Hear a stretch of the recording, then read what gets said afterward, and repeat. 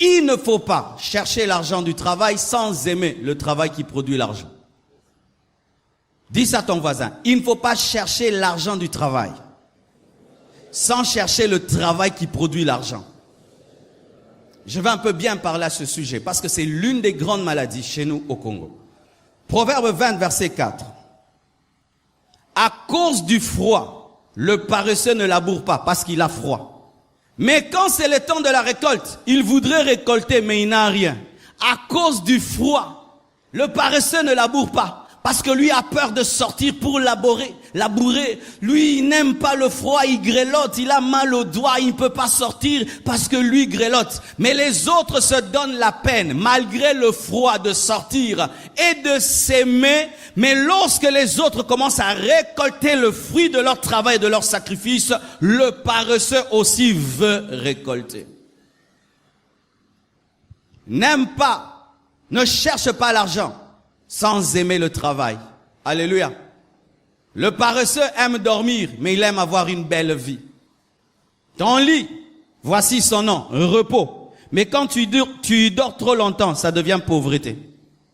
Le lit s'appelle repos. Mais quand tu dors trop longtemps sur ton lit, ça ne s'appelle plus repos, ça s'appelle pauvreté. Vous qui dormez 12 heures du temps, vous devez m'expliquer vraiment. Vous avez une maladie du sommeil où vous êtes des sorciers, vous vous envolez, vous ne savez plus revenir. 12 heures du temps. Tu dors 12 heures, 13 heures du temps. Tu passes plus de temps sur ton lit que debout. Et même si tu es sur ta chaise, tu dors.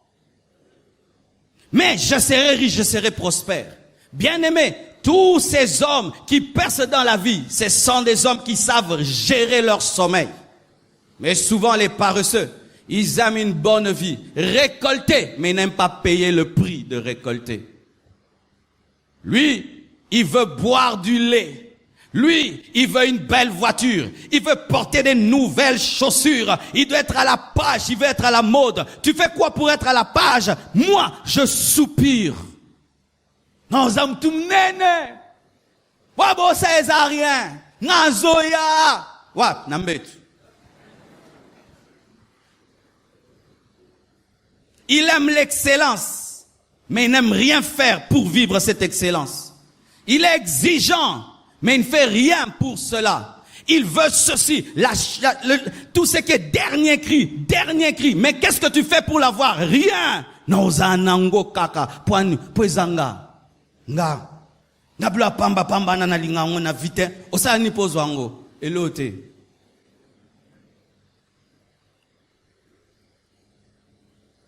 Pourquoi tu exiges des autres des choses excellentes alors que toi-même tu n'as pas une vie excellente? Pourquoi tu exiges aux autres des choses excellentes alors que toi-même tu n'en payes pas le prix? Pourquoi tu exiges aux autres des choses que toi-même tu n'arrives pas à te battre pour toi-même pour les avoir? Des fois les paresseux, il faut voir. Tu peux même lui offrir quelque chose, il méprise ce que tu lui offres, mais lui-même ne peut même pas offrir la moitié à quelqu'un. Mais après ça a moutouté. Paresseux. Méprisant l'argent, mais lui-même n'en a pas.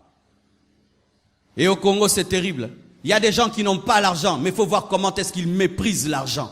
Il n'a pas l'argent, mais il faut voir comment il parle de l'argent comme ça. Moi, 100 dollars, moi, 100 dollars, t'as 100 dollars, yo.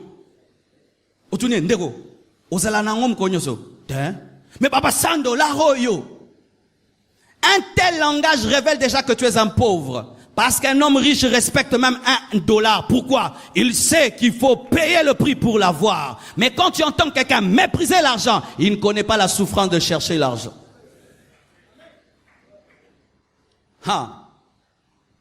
Bien-aimés frères, vous savez quand tu habites chez papa et maman, et ils se battent pour toi, pour que tu prennes ton lait, ton pain. Ils payent la maison à ta place. Ils font tout. Tu penses que l'argent est facile. Mais quand je suis allé habiter chez moi, tu payes la maison, tu payes l'eau, l'électricité. Après, tu n'as plus rien du tout. Maintenant, tu as faim. Tu aimerais seulement un déjeuner. Et tu ne demandes pas beaucoup à la vie. Rien qu'un pain. Et rien que thé et le sucre. Des fois, tu as le pain, il n'y a pas le sucre. Maintenant, tu respectes 50 francs. Il y a soukali. Je sais ce que je dis. Si toi tu fais semblant, moi j'ai souffert dans la vie. Et ça m'arrivait des fois, tu te bats, tu achètes un pain, du thé, le sucre. Vous connaissez le sucre de boule? Je connais ça, frère. Et puis tu achètes la grenade. Tu connais la grenade? Les œufs, le lait qu'on ouvre comme ça. Et puis... Oui, parce que le mouvement qu'on fait, c'est le mouvement d'une grenade qu'on veut dégoupiller. Et puis, on pense que tu vas jeter, mais c'est dans le gobelet. Ah non. Alors, quand je faisais ça, une fois je reçois quelqu'un à ma table, j'ai dit non, je lui offre de tout mon cœur mes pains là et mes sucres là. Ah, faut voir comment elle me méprise. Pourquoi? Papa l'a nourri, maman l'a nourri, mais ne comprend pas la valeur. Bien-aimés frères, sœurs, tu ne peux pas mépriser l'argent si tu ne fais pas l'argent. Tu ne peux pas parler à la légère de l'argent si tu ne crées pas l'argent, si tu ne cherches pas l'argent. Tu es en train de dire des choses que tu ne maîtrises pas. C'est pourquoi des fois dans la vie, quand des gens parlent, il faut te taire, ne parle pas. Ce n'est pas ton domaine, tu ne sais pas ce que tu dis. Tu vas dire des choses, tu ne maîtrises pas. Reste seulement calme. Bilo comme sous la classe, et tu en classe, c'est l'eau vivre en haut de l'oba.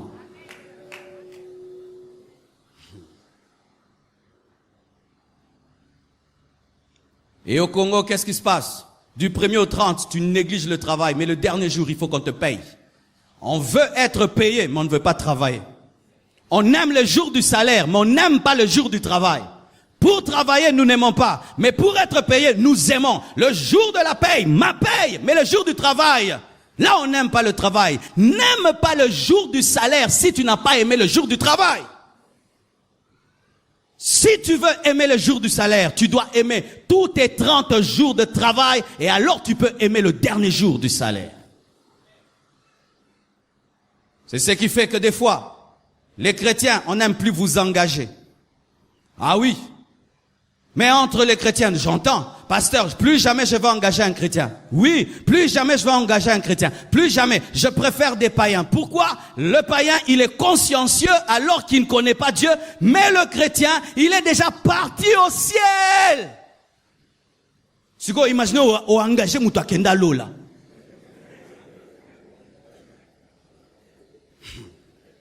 Acclamons le Seigneur.